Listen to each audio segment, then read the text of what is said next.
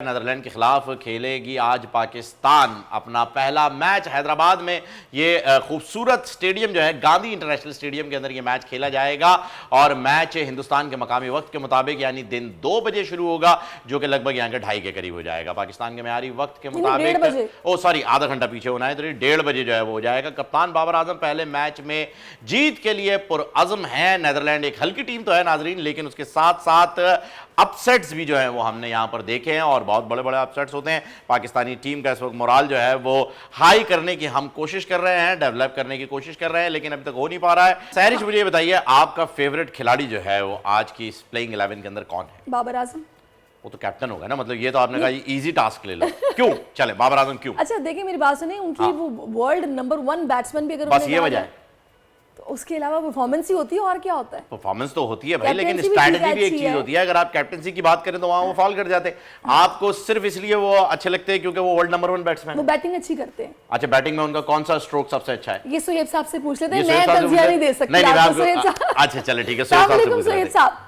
अच्छा सुहेब साहब, मेरा पहला सवाल आपसे ये है, मुझे ये बताइएगा कि आज की जो टीम है जिसका हमने मुकाबला करना है नेदरलैंड्स, आपके ख्याल में उसको हम आसान हरीफ समझ सकते हैं या फिर ये भाई वर्ल्ड कप है, सब तैयारी के साथ आए हैं, कोई छोटे लड़के लेके नहीं आया, सब बड़े लड़के लेके आए हैं, तो हल्का नहीं समझना?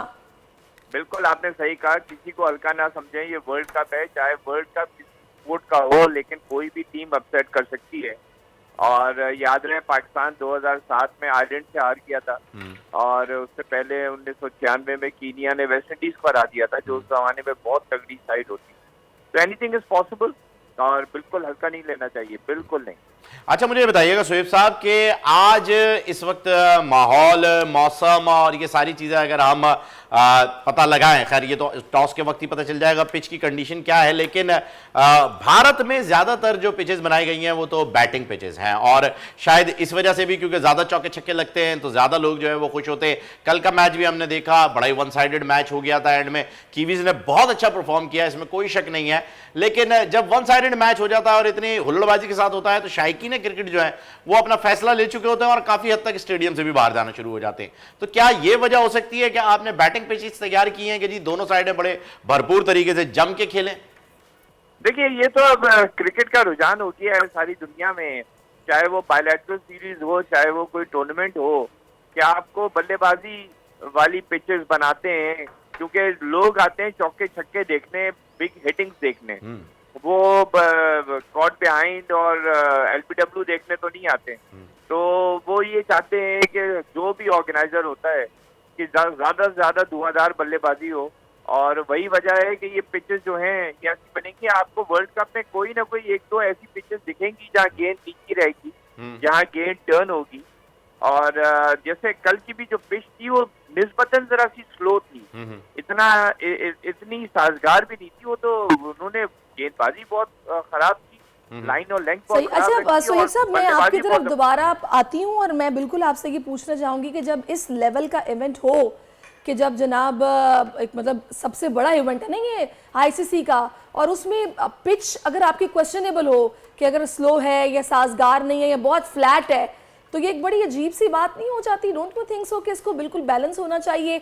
अगर हम इसमें किसी भी तरह की कंट्रोवर्सी देखेंगे तो ये पूरे इवेंट पर क्वेश्चन मार्क होगा कि भाई आया कोई साजिश हुई है या क्यों ऐसा किया गया। फिर पहले जो वार्म अप मैचेस हुए हैं वो भी इन्हीं कंडीशंस में हुए हैं, तो कैसे मुमकिन है कि मतलब परफॉर्मेंस जो है वो फिर हमारी अब एकदम से इतनी जबरदस्त हो जाए कि लोग ही हैरान रह जाए? सुहेब साहब मुझे सुन सकते हैं आप? जी क्या सवाल किया? मेरा सवाल आपसे ये है कि जैसे कि पिच की अभी आपने बात की कि साजगार नहीं थी, स्लो थी, फिर वार्म अप मैचेस में भी हमने देखा, तो अगर ये पिच इतनी फ्लैट हो, बैलेंस नहीं होगी, तो इतने बड़े इवेंट के लिए ये क्वेश्चनेबल बात नहीं है? देखिए मैं तो आपको बता रहा हूँ ना कि इस वक्त सारे ऑर्गेनाइजर्स का बड़े अरसे से 2-3 दिहाई से ये फैसला हो गया है कि बल्लेबाजी की तरफ सारे रूल्स बेंड होंगे, सारी पिच बल्लेबाजी की तरफ तैयार होगी। आप देखें ना 2 बाउंसेस पर ओवर कर दिए ताकि ऐसा ना हो कि नेगेटिव बॉलिंग हो, लेग साइड की बॉल अगर आउटसाइड लेग स्टंप पिच हो तो बल्लेबाज एलबीडब्ल्यू नहीं हो सकता, और सर्कल के अंदर आपको फील्डर रखना जरूरी है। फिर मिडिल ओवर जो है उसमें 5 के बजाय 4 फील्डर कर दिए ताकि ज्यादा चौके लगे। तो ये तो बहुत पहले रुझान हो गया था कि हर चीज बल्लेबाजी की तरफ होगी, और वो तो गेंदबाज जो है वो तो बेचारे नौकर की हैसियत रह गए हैं कि जैसे पुराने जमाने में साहब को गेंद कराई जाती थी या साहब के बच्चे को गेंद कराई जाती थी। साहब बहादुर जो है वो खेलने के लिए आ जाते हैं और बेचारों की पिटाइयां जो हैं वो धड़ाधड़ तरीके से पिटाइयां होने शुरू हो जाती हैं बॉलर्स की। बिल्कुल सही आपने कहा। अच्छा, बॉलर्स की बात निकल आई है तो आज के हमारे जो की प्लेयर्स हैं, कॉम्बिनेशन क्या रहेगा सर? शाहीन के साथ हारिस, हसन अली, क्या हमारा अटैक प्लान क्या आपके नजरिए से होना चाहिए? और बाबर ने तो इस मरतबा एक दिन पहले मेरे ख्याल में अभी तक अनाउंस किया नहीं है, जो उनकी रीत है। देखिए, हसन और शाहीन के, आप चाहे हसन अली को लें चाहे मोहम्मद वसीम को लें, ज्यादा फर्क नहीं है दोनों में। और हसन अली को गालिबन दिया जाएगा, उनकी जरा सी पेस ज्यादा है निस्बतन, और कुछ बाबर भी चाहेंगे कि वो कमजोर टीम के, जो निस्बतन कमजोर टीम है इस वर्ल्ड कप में, उसके खिलाफ 2-3 विकेटें ले लें तो हसन अली का सिलेक्शन जस्टिफाई हो जाए। अच्छा जी, हसन अली का तो सिलेक्शन देखें अभी तक तो क्वेश्चन मार्क है। ये आपने बहुत ही जबरदस्त बात यहां पर ला करके छोड़ दी है कि अभी तक हसन अली का सिलेक्शन जो है वो जस्टिफाई नहीं हो सका है, और बहुत सारी ऐसी चीजें जो होनी चाहिए थी लेकिन नहीं हुई, पर अब हम उससे आगे निकल चुके हैं। अब हमें इवेंट की तरफ ध्यान देना चाहिए और इवेंट पर ही गौर करना चाहिए। आज का मैच भी उतना ही जरूरी है जितना जरूरी 14 तारीख को खेले जाने वाला मैच है जो हम इंडिया के साथ खेलेंगे। तो सर मुझे ये बताइएगा कि आज अगर फखर से ही हम ओपन कराते हैं और खुदा ना खास्ता फखर नहीं चले, तो क्या ये चांसेस हैं या ये होना चाहिए आपके एक्सपर्ट ओपिनियन में कि इंडिया के मुकाबले में फखर को बिठाया जाए, या आज भी हम वही राग लापेंगे कि फखर इंडिया के खिलाफ चलते हैं? चलते कब हैं ये नहीं पता।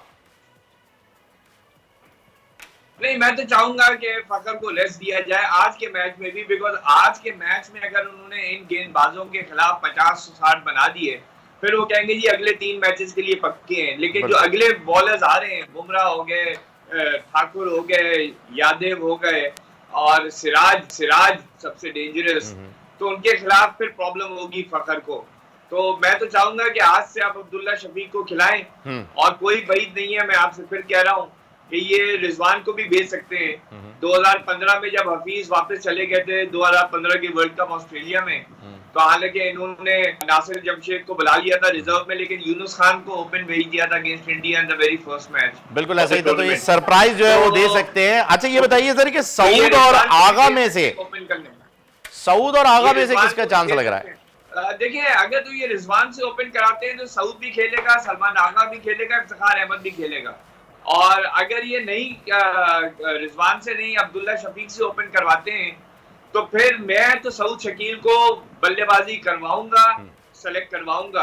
अच्छा, वैसे उनको उतना सुहेब साहब खिलाया तो नहीं गया, लेकिन उन्होंने जितना खेला है बड़ा अच्छा परफॉर्म किया है, और शादाब को अगर बिठा दिया जाता और इन लोगों को मौका दिया जाता तो मेरा ख्याल है कि ज्यादा बेहतर ना होता। तो मेरा जो ख्याल है, वो रुझान है, वो सलमान अली आगा को ये सेलेक्ट करेंगे, हालांकि सऊद शकील को करना चाहिए। और दूसरा आपका क्या सवाल था?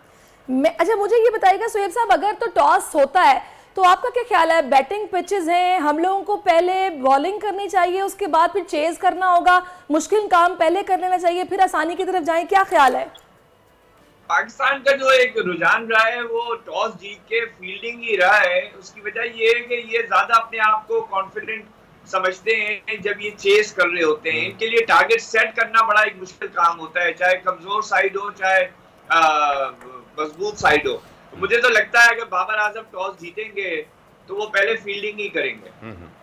अच्छा, पहले फील्डिंग की तरफ रुझान रहेगा। ये बेसिकली ये ऐसा रहा क्यों है? क्योंकि अगर हम बड़े मैच की बात करें तो बड़े मैच में भी हमने एग्जैक्टली ऐसे ही किया है, लेकिन उसके बाद हम काफी जगहों पर ऐसा हुआ है कि हम चौक हो गए हैं। एशिया कप में भी हमने देखा हम आगे नहीं बढ़ पाए और बड़े बुरे तरीके से इंडिया से तो खैर हम हारे थे, वो एक और बात है कि जी 2 दिन का मैच कर दिया गया, बहुत सारी चीजें आई, लेकिन वो सिर्फ हमारे लिए तो नहीं हुआ था, इंडिया के लिए भी हुआ था, तो मैच बराबरी का ही था मेरे नाकिस राय में। तो फिर ऐसा होता क्यों है? ये हमने अपने जहन में इबाम क्यों बनाया हुआ है कि हम चेस तो कर लेंगे इजीली? देखिए, मैं आपको बता रहा हूं ना, इनके जहन में तेज खेलना उस वक्त जरूरी होता है जब ये चेस कर रहे होते हैं। अगर ये पहले बल्लेबाजी करते हैं तो हर बंदा अपने लिए खेलता है कि मेरे 50 हो जाए, मेरे अगले 2 मैच पक्के हो जाए, मेरी पॉकेट मनी पूरी हो जाए।